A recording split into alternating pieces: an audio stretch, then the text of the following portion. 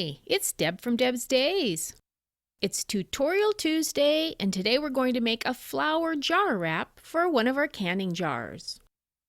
Before I get started, I publish new content frequently, so be sure to subscribe to my YouTube channel. And check out the blog at debsdays.com. You'll find an entire section dedicated to free sewing and crafting projects, and links to even more sewing and crafting tutorials. Alright, let's get this project started.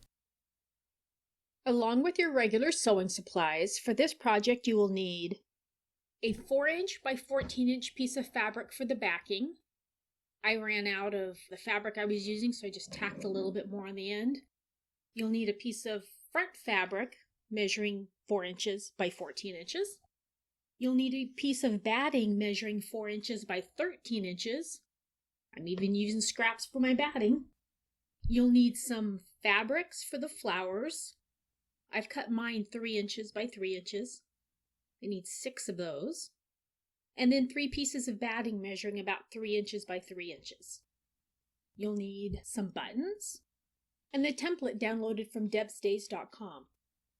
I'm using the smaller flower, so that's why my fabric's 3 by 3. If you want to use the middle size flower, you'll need a 4-inch by 4-inch piece of scrap fabric for your project. You can find the measurements, the supply list, and the template at debsdays.com. I've added a link in the description right below this video. We're going to put our base together first. We're going to take our back fabric and face it with the right side facing down, wrong side facing up. We're going to take our batting and place that on top of that. We'll be centering it in the middle. And then we're going to take our front fabric and place it with the right side facing up. And then we're going to stitch all the way around the edges using 1/2 inch seam allowance. I've gone ahead and stitched all the way around. Now we're going to use our scissors to clean this up a little bit. Actually, I'm going to use my pinking shears. I like the look of pinking shears better, so I'm going to cut between the stitching line and the edge line all the way around. Alright, I've got it all cut out with my pinking shears. We're going to set that aside. We're going to work with the flowers now. For each flower, we're going to make a little sandwich. We're going to place the right side facing down, wrong side facing up. We're going to place a piece of batting on top of that. And then we're going to place the other piece of fabric we want to use on top with the right side facing up. It's okay if your measurements are off a little bit because we're going to be doing some trimming in a minute. Go ahead and cut out the template you're using. And I'm going to place it right in the middle of my fabric stack. Then I'm going to go ahead and just pin it all together. And then I'm going to take this to the machine and I'm going to stitch a straight stitch right along the edge of the paper without going over. This is probably the hardest part, of stitching just along that edge there, especially when you do run over the paper like I did. You have to pick it out of your stitching. So be really careful and go very slowly as you're stitching around this. So you're going to do the same for all 3 of your flowers. So one's done. So I'll do the same with the next one.